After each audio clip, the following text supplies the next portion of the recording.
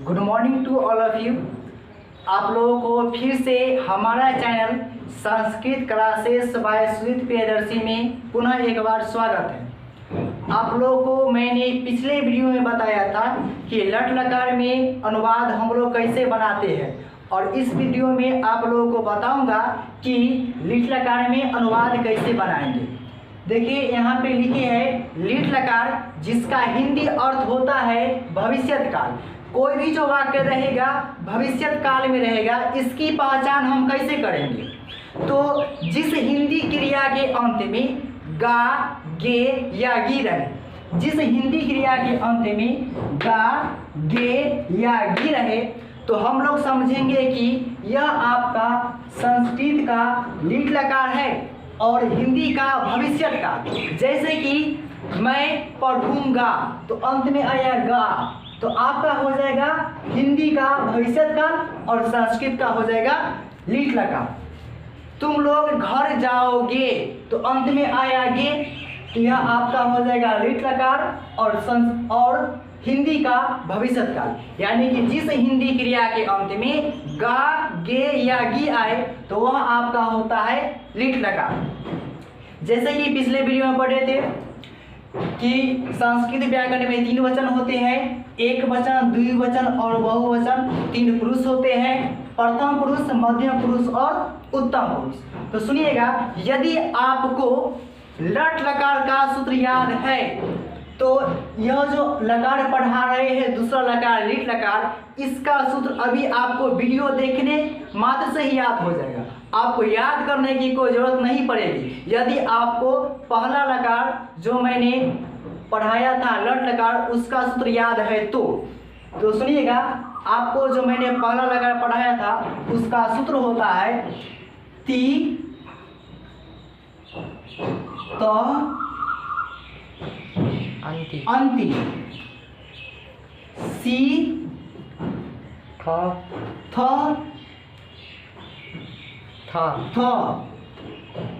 आमी, आव, आम।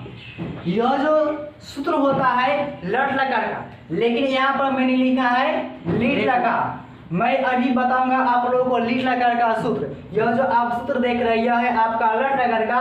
इसमें क्या करेंगे हम, आधा मूर्धन्य स और यह को जोड़ देंगे पूरा में, तो आपका हो जाएगा लिट लकार का सूत्र। जैसे देखिए, आधा मूर्धन्य स और यह हो गया आपका स्यति, आधा मूर्धन्य स और यह स्यत, स्यन्ति, स्यसि, स्यथ, स्यथ, श्यामी, श्याव, श्याम।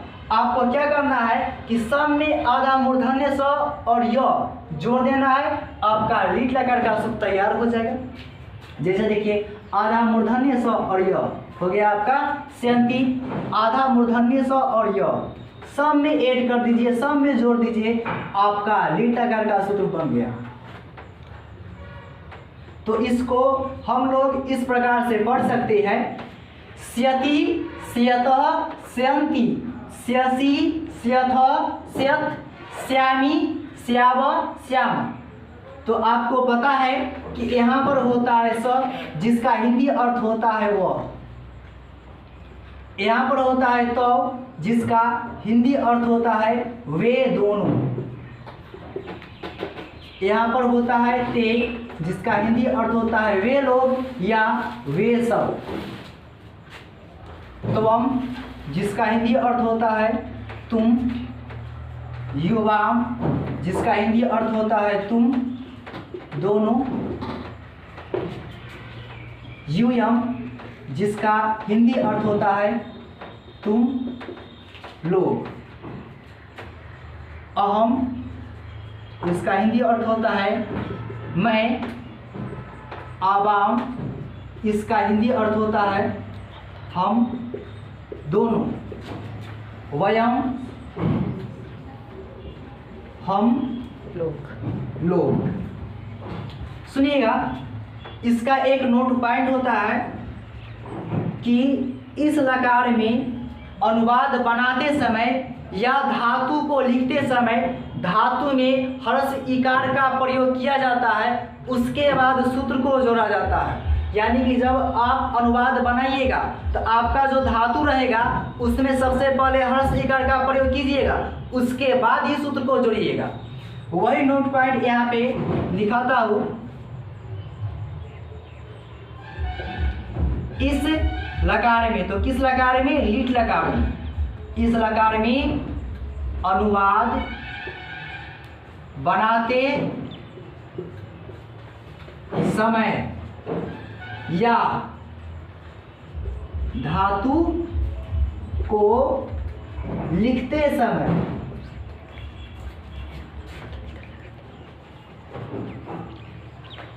धातु ने ह्रस्व ईकार, यह होता है आपका ह्रस्व ईकार का चिन्ह। यदि आपने वर्ण पढ़ा है तो आप लोग के पास जानकारी होगी, इसको बोलेंगे ह्रस्व ई, और इसका जो चिन्ह होता है ह्रस्व ईकार इस प्रकार से होता है, इसको बोलते हैं दीर्घ ई, और इसका जो चिन्ह होता है इस प्रकार से दीर्घ ईकार होता है। ठीक है, तो कहा गया है कि इस लकार में अनुवाद बनाते समय अनुवाद बनाते समय या धातु को लिखते समय धातु में ह्रस्व ईकार का प्रयोग किया जाता है। ह्रस्व ईकार का प्रयोग किया जाता है तथा उसके बाद उसमें सूत्र को जोड़ा जाता है।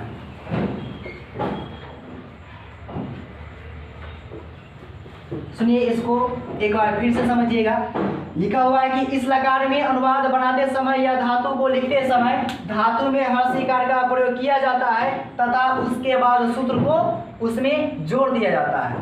इसका नोट पॉइंट सेकेंड है कि इस लकार में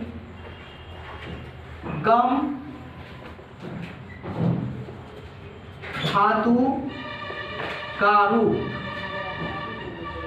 गम ही चलता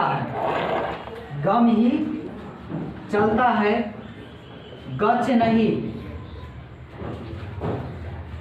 सुनिएगा फिर से, यह जो आपका लकार है जिसका नाम है लीट लकार, इस लकार में गम धातु का जो रूप है गम ही चलेगा, गच नहीं चलेगा। ठीक है, कहीं पे भी आप गच का प्रयोग नहीं कीजिएगा। यदि कहीं पे आप गच का प्रयोग करते हैं तो आपका वह क्या हो जाएगा?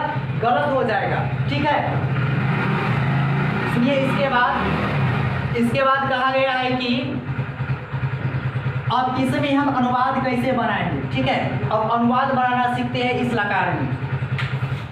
देखिए, जैसे कि लिखते हैं वह पढ़ेगा, तो सबसे पहले हम क्या करेंगे कि अनुवाद को पहचानेंगे। यह जो आपका लिखा हुआ है, यह जो आपका वाक्य लिखा हुआ है कौन से लकार में लिखा हुआ है।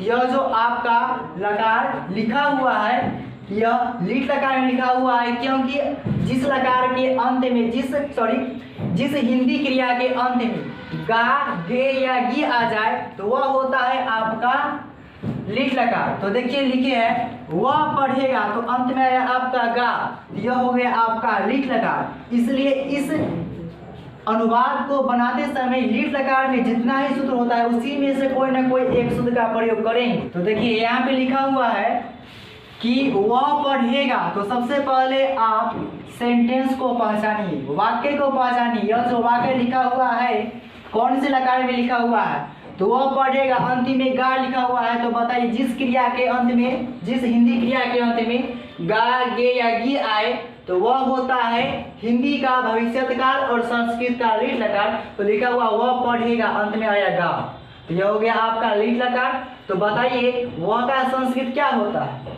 तो यहाँ पर देखिए वह का संस्कृत लिखा हुआ है स, तो यहाँ पर मैं वह का संस्कृत क्या लिखूंगा? स, वह का संस्कृत स।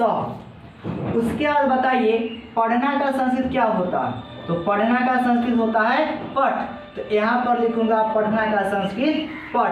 अब इसका नोट पॉइंट एक को पढ़िए ध्यान से। लिखा हुआ है कि इस लकार में अनुवाद बनाते समय या धातु को लिखते समय धातु में हर्ष इकार का प्रयोग किया जाता है, उसके बाद ही सूत्र को जोड़ा जाता है। तो यहाँ पर अभी मैं अनुवाद बना रहा हूँ, तो इसमें इस धातु में सबसे पहले मैं हर्ष इकार का प्रयोग करूँगा। तो यहाँ पर देखिए हर्ष इकार का प्रयोग कर दिया।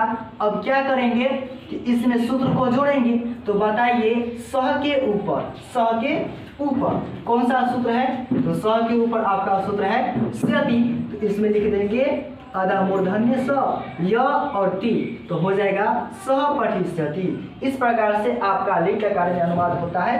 क्लियर। दूसरा देखिए वे लोग जाएंगे, लिखा हुआ है कि वे लोग जाएंगे। तो बताइएगा कि वे लोग का संस्कृत होता क्या है? वे लोग देखिए यहाँ पे लिखा हुआ है वे लोग, इसका संस्कृत है ते। ठीक है, तो यहाँ पर वे लोग का संस्कृत क्या लिखेंगे? तो ते। वे लोग का संस्कृत ते। बताइए जाना का संस्कृत क्या होगा?